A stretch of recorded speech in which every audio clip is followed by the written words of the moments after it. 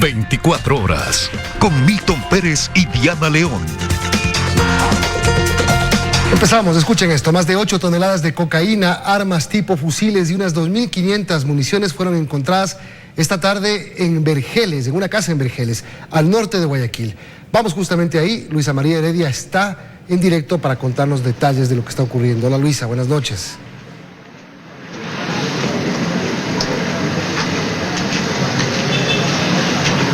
Hola Milton, amigos televidentes, muy buenas noches. En efecto, en este inmueble que está ubicado en la ciudad de La Vergeles, esto es al norte de Guayaquil, se dio este mega operativo antidrogas. A esta hora son las 8 de la noche con 3 minutos. Nosotros ya nos encontramos al interior del predio y ustedes pueden observar, se suponía que aquí funcionaba una especie de envasadora de agua.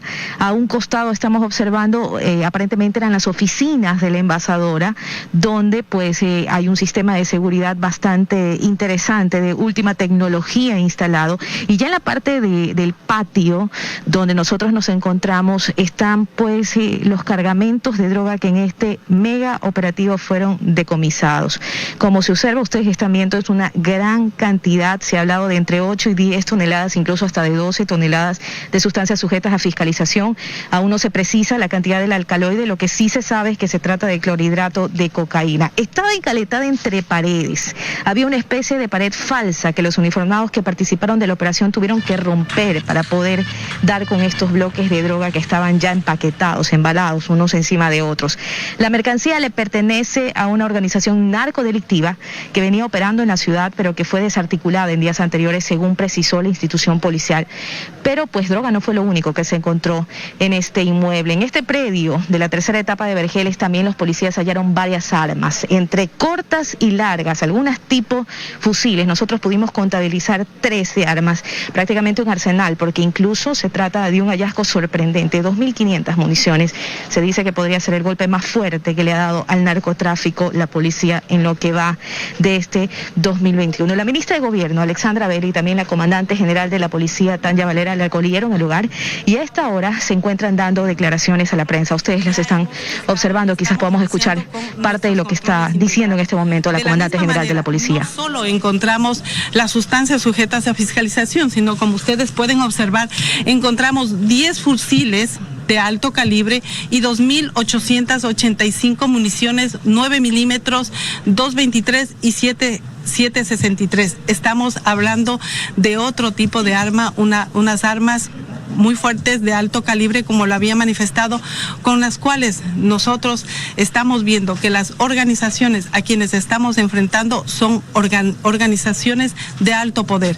Hoy por hoy estamos iniciando con la destrucción de los lugares de almacenamiento y también la desarticulación de los mandos operativos, pero continuaremos trabajando hasta llegar a sus mandos medios y a quien lidera estas organizaciones. La Policía Nacional seguirá trabajando y seguirá combatiendo el delito en todo el rincón, en cualquier rincón del país.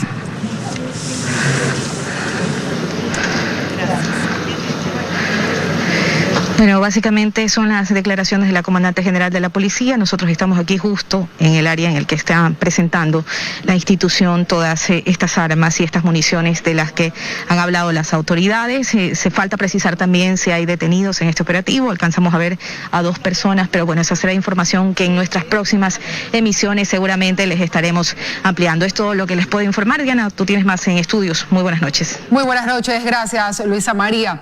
Y la revuelta ocurrida ayer en el interior de la cárcel de Quevedo estaría relacionada con el caso Big Money. La policía confirmó que 3 de los 6 fallecidos pertenecían a la seguridad privada de Miguel Nazareno. Nos enlazamos con Luis Alfredo Zúñiga para que nos dé más detalles. Así es, muy buenas noches. A esta hora me encuentro en los exteriores del Centro de Rehabilitación Social de Quevedo, en donde a esta hora se observa calma. Y también la presencia de algunos miembros de las Fuerzas Armadas que resguardan los exteriores. También la policía realizó operativos al interior de este Centro de Rehabilitación Social, en donde se encontraron armas blancas, y durante este viernes continuaron algunos acontecimientos. El detalle en el siguiente reportaje. que está relacionado con el caso Big Money. Esa es la principal sospecha que tiene la policía sobre las motivaciones de las revueltas ocurridas al interior del Centro de Privación de Libertad de Quevedo la tarde del jueves, pues se confirmó que 3 de los 6 fallecidos pertenecían a la seguridad de Miguel Nazareno, cabeza de la plataforma Big Money. El 7 de julio es detenido Marcos Rojas, el 10 de agosto son detenidos Brian Quiñones y José Gaviria. Ellos fueron detenidos y estaban siendo investigados por los 7 hechos violentos que se dieron, 5 en el sector de la Venus y 2 en el sector de San Carlos, en relación al caso Big Money. Tras los hechos violentos hay privados de libertad que se encuentran en flagrancia para rendir versiones que puedan esclarecer aún más lo ocurrido. Tenemos 14 PPLs aprehendidos en flagrancia que están siendo sometidos a los diferentes temas investigativos, como son testimonios, versiones. Uno de ellos es primo de una de las víctimas del caso de la Venus. A la par, durante este viernes continuaron las requisas al interior del centro penitenciario. Efectivos de la policía ingresaron desde las 6 de la mañana y encontraron joyas, cámaras e incluso televisores. A eso se suman otros objetos hallados durante el jueves, que incluyen armas. 3 armas de dotación que fueron sustraídas de los servidores policiales. El director del SNAI, Fausto Cobo, llegó este viernes a la cárcel de Quevedo, recorrió las instalaciones y recalcó varias falencias. Existen aproximadamente 400 presos en exceso. Las condiciones de seguridad son mínimas, no existe tecnología. Sobre el caso de una guía penitenciaria detectada mientras intentaba ingresar municiones a la cárcel de Cotopaxi, dijo: el sistema también está corrompido, si yo no tengo por qué negarlo. Está sobrepasado, más allá de lo que la gente se imagina. Que se atenderán estos problemas, dijo el director del SNAI, aunque durante el estado de emergencia aseguró lo que se podrá avanzar es en temas administrativos. En este centro penitenciario existe un hacinamiento superior al 100% y apenas 39 guías. La atención al sistema penitenciario es urgente. Recordemos que al momento continúa vigente un estado de emergencia decretado a todo el sistema carcelario. Sin embargo, esto no ha evitado que revueltas, heridos y fallecidos como los ocurridos este jueves aquí al interior del Centro de Rehabilitación Social de Quevedo continúen ocurriendo. Esa es la información al momento. Continúan con más en estudios. Muy buenas noches. Buenas noches, Luis Alfredo. Gracias por la información. Vamos con otro tema. El presidente Guillermo Lasso anunció que 10 millones de personas ya han recibido la primera dosis contra el coronavirus y más de 4 millones la segunda. Acotó el mandatario que la fase de reactivación también empezará antes de lo pronosticado. El plan de vacunación 900 avanza a pasos agigantados. Esta mañana en Guayaquil, el presidente de la República, Guillermo Lasso, dio a conocer cifras alentadoras en cuanto a la aplicación de primeras y segundas dosis. A nivel nacional, en lo que va del mes de agosto, se han superado todas las expectativas, las metas que el gobierno tenía previstas. En primeras dosis, hasta el día de ayer, se han inoculado a 10 millones de ecuatorianos y con segundas dosis a más de 4.200.000 ecuatorianos. Esperamos terminar el mes con un indicador de haber vacunado con 2 dosis aproximadamente el 70% de la población mayor a 16 años. Cabe recordar que para alcanzar la inmunidad de rebaño se necesita contar con un 85% de la población vacunada, algo a lo que inicialmente el gobierno se había propuesto llegar entre noviembre y diciembre. Pero el Ministerio de Salud, a cargo de la ejecución del plan, esta semana ya dio a conocer que tiene previsto empezar el 6 o 7 de septiembre a inocular a todos los ciudadanos que tienen entre 12 y 16 años y que dependiendo de la disponibilidad de las vacunas, en octubre ese grupo etario también estaría terminado. Queremos un Ecuador saludable, un Ecuador emprendedor con dinamismo económico y por supuesto un Ecuador con mejor conectividad digital. Estas declaraciones el primer mandatario las dio precisamente en el evento de encendido del nuevo cable submarino del Pacífico Sur, el cuarto para Ecuador. Un logro que es producto de una alianza público-privada que busca contribuir con el desarrollo del país, llevando al 96% de la población los servicios de Internet con mayor capacidad y a un menor costo. Proporcionará los niveles de fiabilidad, servicio y seguridad más altos del mercado, mejorando la experiencia de la conectividad de los ecuatorianos. Mayor conectividad, más productividad y mejor calidad de vida para los ciudadanos. En 10 semanas de gestión, según el mandatario, el gobierno ha realizado 76 nuevas conexiones, incluyendo a 14 parroquias, más 62 repotentes potenciaciones del servicio móvil, precisamente para mejorar la calidad de la conectividad y disminuir la brecha digital. Luisa María Heredia, 24 horas. Y filas cortas se evidenciaron en los exteriores de los centros de vacunación en la capital, tomando en cuenta que hoy debían acudir solo los ciudadanos para aplicarse la segunda dosis de Pfizer y AstraZeneca. Así lucieron los puntos destinados para la aplicación de la vacuna contra COVID-19 en la capital. La ausencia de los ciudadanos que debían aplicarse la segunda dosis de la vacuna Sinovac fue evidente, pues casi fueron nulas las filas. Incluso la espera para algunos ciudadanos cambió de ser por la aglomeración de personas a la falta de ellas. Para abrir el lote necesitamos 10 personas, así para que no se puedan desperdiciar las vacunas, ¿no? Las dosis. Entonces estamos esperando ya más o menos 2 horas. Aunque el gobierno nacional anunció que se reagendaría la cita de vacunación para las personas que debían aplicarse la segunda dosis de Sinovac entre este viernes y el domingo por un desabastecimiento de la misma, este proceso de vacunación sí se dio en el Centro de Convenciones Bicentenario, donde aún disponían de un lote de esta farmacéutica. Sí había, claro. Por eso me mandaron para acá. Tuve suerte. Sí, mi hermana también se vacunó y me dijo que sí hay. En otros puntos de vacunación el panorama fue diferente. Un documento en el ingreso anunciaba el desabastecimiento de las dosis de Sinovac, mientras decenas de ciudadanos se tuvieron que marchar con la noticia de que a partir del lunes debían volver para recibir la segunda dosis de Sinovac.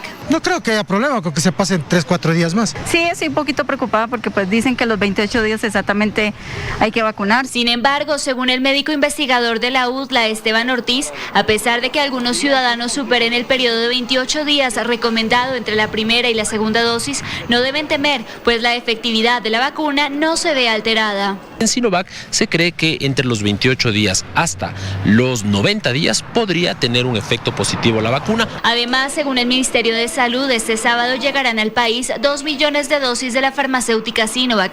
El 21 de agosto se espera un cargamento de 2 millones más, con lo que se podrá acelerar el proceso de vacunación. En Quito, Daniela Valencia, 24 horas.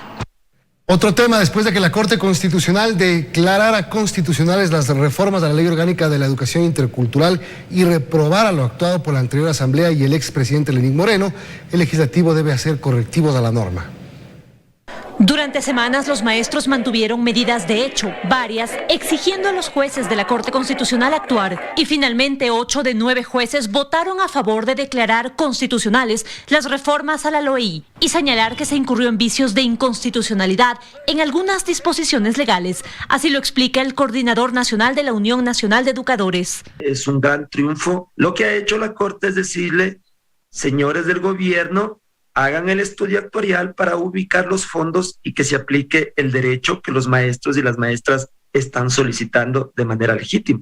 La Corte levantó las medidas cautelares emitidas en mayo y también hizo un llamado de atención a la Asamblea anterior y al expresidente Moreno, porque en el trámite de aprobación de la ley aumentaron el gasto público sin contar con los análisis respectivos. Esto lo explica el presidente de la Comisión de Educación de la nueva Asamblea, que deberá tratar la normativa. El pronunciamiento de la Corte Constitucional es favorable de alguna manera, porque no es, la ley no es que garantiza el salario y la jubilación. Hay otros articulados. Estos son conquistas, son garantías. Lo que la Corte termina garantizando es el derecho a la educación. El magisterio asegura que desde el 2011 se tenía esta ley que había permitido inacciones. Permitió encubrir a personas que acosaron y violaron ya a nuestros niños dentro de establecimientos educativos. Ahora, dicen, es la oportunidad de hacer correctivos y la Asamblea está presta a realizarlo, para lo que espera pronto recibir información del IES, del Ministerio de Economía y Finanzas e iniciar mesas de diálogo con los distintos actores. Son 13 las organizaciones gremiales del Magisterio Nacional a nivel del país. El IES y el Ministerio tienen hasta 6 meses para entregar la información y la Asamblea deberá subsanar las omisiones en un plazo de 30 días a partir de que reciban los insumos. En Quito, María Gracia Acosta, 24 horas. Las noticias del caso, por supuesto, peculado de Jorge Yunda y otras personas tiene fecha para la audiencia de juicio. La Sala Penal de la Corte de Pichincha notificó esta tarde que la audiencia iniciará el 29 de septiembre próximo. Se investiga a Jorge Yunda y otras personas tras la adquisición supuestamente irregular de pruebas COVID. El Tribunal de la Corte de Justicia de Pichincha dejó el letargo del caso Yunda y ha resuelto fijar fecha y hora para la audiencia de juicio que enfrentan los 14 procesados por la compra supuestamente irregular de pruebas para detección de COVID. Integrado por los jueces Wilson Lema, Fabián Favara y Patlova Guerra, han resuelto convocar a la audiencia oral pública y contradictoria de juzgamiento a partir del miércoles 29 de septiembre a las 9 horas. Jorge Yunda, su exsecretario de Salud del municipio Lenin Mantilla, el contratista Alejandro Vinelli y otros están procesados por el presunto delito de peculado, tras una adquisición cuestionada en su precio, cantidad, calidad y procedimiento. Lenin Mantilla y Alejandro Vinelli aún están en calidad de prófugos. El caso se remonta a mayo del 2020, cuando, en el auge de la pandemia, llegaron las pruebas a Quito. Fue una compra cercana a los $4 millones. Fausto Yepes, 24 horas. Un empresario imbaureño secuestrado durante 2 meses se reencontró con su familia. Luego de su liberación, la unidad antisecuestros de la Policía Nacional, tras un intenso operativo, logró rescatar al joven en medio de la selva en Carchi y detuvo a 3 personas. El ciudadano fue secuestrado el 5 de julio en Ibarra cuando hacía deportes en un parque de la ciudad. Él es empresario y también fue concejal de Ibarra. Luego de que los exámenes médicos determinaron que está en buen estado, retornó con su familia a su lugar natal. Y con todas las técnicas y las acciones que realizaron y técnicas de investigación, les permitió llegar a ubicar el lugar donde se encontraba el señor Carlos Arias. Y durante todos estos 60 días, él pasó encadenado con su pierna hacia un árbol. Producto de este operativo que se lo realiza en coordinación con el Grupo de Intervención y Rescate, el día de hoy tenemos 3 detenidos, un ecuatoriano y 2 colombianos. El ecuatoriano tiene 3 antecedentes penales y pues de los dos colombianos, uno de ellos hemos verificado que ha sido un ex policía de Colombia dado de baja. El titular del Comité Olímpico ecuatoriano, Augusto Morán, respondió a las críticas de los deportistas que participaron en los Juegos Olímpicos Tokio 2020 y dijo estar abierto a cualquier tipo de auditoría. El organismo recibió más de $500 million de parte del Ministerio del Deporte para financiar los gastos de la delegación. Las cuentas más claras no se las puedo dar. Ya en Ecuador, Augusto Morán, presidente del Comité Olímpico, salió al paso de los cuestionamientos que desde la opinión pública se hicieron a propósito de las críticas de varios de los deportistas que participaron en los Juegos Olímpicos. Morán asegura que de manos del Ministerio del Deporte se recibieron $542.241 para la participación en Tokio 2020. De ese presupuesto se utilizó $328.632. Dice estar abierto a cualquier tipo de auditoría, pues el organismo asegura está más que acostumbrado a ellas. Siente que la opinión pública ha sido injusta. Sí ha habido insinuaciones calumniosas por parte de gente, de autoridades del más alto nivel, que nos van a mandar la Contraloría. Qué falta de respeto, pues. Respondió a cada caso por separado. Empezó refiriéndose a la falta de masajistas que en el arranque de los Juegos Olímpicos denunció Richard Carapaz. Había un equipo de un país que había llevado a todos los fisioterapistas de Ineos. ¿Usted sabe cuántos millones de dólares vale el equipo de Ineos? Es un deportista que pues pertenece ya a la élite del deporte profesional y es tratado ya de otra manera. Pero nosotros no podemos tratar a 48 Carapaz. Nosotros tenemos que tratar con un equipo multidisciplinario a todos nuestros deportistas y así se lo ofreció Richard. Habló también de los deportistas que tuvieron que dormir en el aeropuerto de Ámsterdam a su regreso, que fueron 19 horas, no 24, precisó, y que cada uno contaba con viáticos. Estaban saturados los vuelos, los pocos vuelos que existen. Los deportistas y todos los miembros de la delegación tienen un promedio de $92 para sus necesidades, que podían utilizarlos podían alquilar una ducha, podían alquilar comer. Además, contó que hubo problemas para desaduanizar las armas del equipo de tiro. Insistió en repetidas ocasiones que el Comité Olímpico es una organización privada que no está a cargo de la ejecución de políticas públicas, por lo que no se podría ser responsable de la formación de los deportistas, sino tan solo de la logística en eventos internacionales. Cree que es necesaria una ley del deporte que especifique en detalle cuáles son las competencias de cada uno de los organismos. Dijo estar abierto a las críticas sobre una participación deportiva que pudo ser mejor, pero que no todas deben recaer sobre el Comité Olímpico. En Guayaquil, Carlos Acoto, 24 horas. Seguimos, amigos. El presidente Guillermo Lasso retiró de la Asamblea Nacional el proyecto de ley para gestionar la emergencia sanitaria. La Comisión de Salud, que analizaba el proyecto, mocionó para que se realice una propuesta que regule la situación de la pandemia. A un día de que la Comisión de Salud de la Asamblea Nacional aprobara el informe para primer debate del proyecto de ley para gestionar la emergencia sanitaria, el presidente de la República, Guillermo Lasso, lo retiró del legislativo. Mediante un oficio, el primer mandatario manifestó que lamentablemente este proyecto crea nuevos mecanismos de restricción de derechos, sin contemplar garantías para las personas que pudieran verse afectadas. Ese proyecto de ley era lesivo y pernicioso para los ecuatorianos. Era un cheque en blanco a favor del COE nacional. Era una suerte de toque de queda camuflado. En una sesión desarrollada durante este viernes, los miembros de la Comisión de Salud de la Asamblea Nacional cuestionaron la decisión del Ejecutivo, tomando en cuenta que este documento presentado el 22 de abril durante la administración de Lenín Moreno respondía al cumplimiento de una disposición de la Corte Constitucional para regular de manera adecuada el derecho a la libertad de tránsito en episodios de pandemia. Tenemos que tener cuidado que vayan a decir que la comisión hemos incumplido con esta ley. No podemos distraernos ni confiarnos. De ahí que la asambleísta Luisa González de Unión por la Esperanza planteó una moción para que la comisión realice una propuesta de ley que regule la situación de la pandemia. La moción tuvo 6 votos a favor. Hay una pandemia en medio. Se han detectado casos de la nueva variante del COVID. No se puede vivir de estado en estado de excepción, por eso es urgente regular. El proyecto de ley tenía vicios de inconstitucionalidad. Constitucionalmente no procede limitar la movilidad de los ciudadanos. En los próximos días el Ejecutivo presentará un nuevo proyecto de ley. En Quito, Daniela Valencia, 24 horas.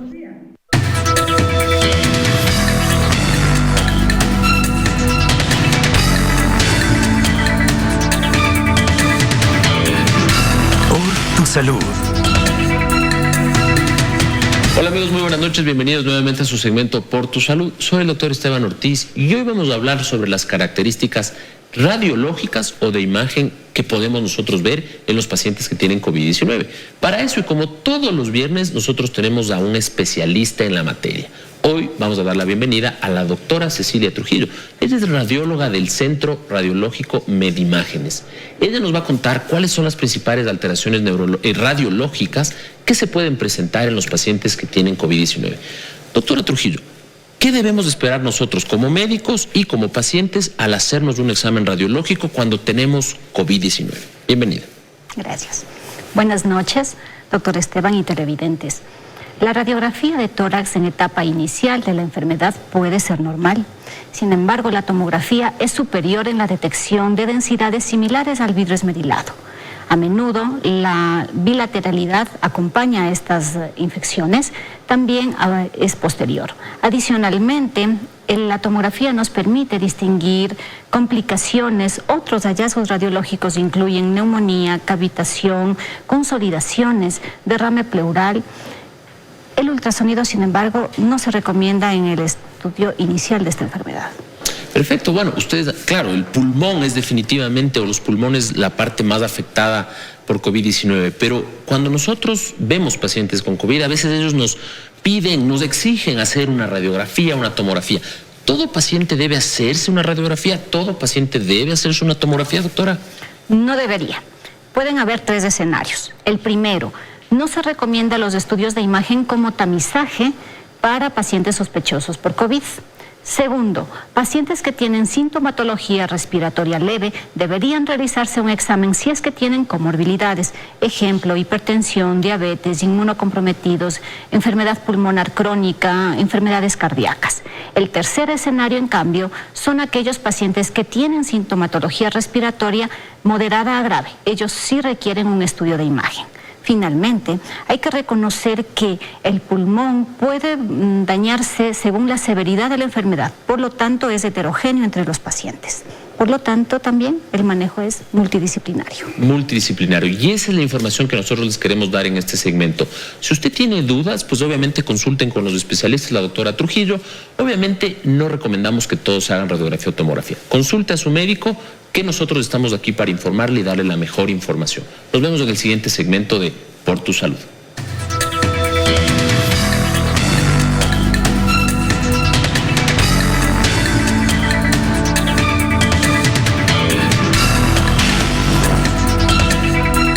Por tu Salud.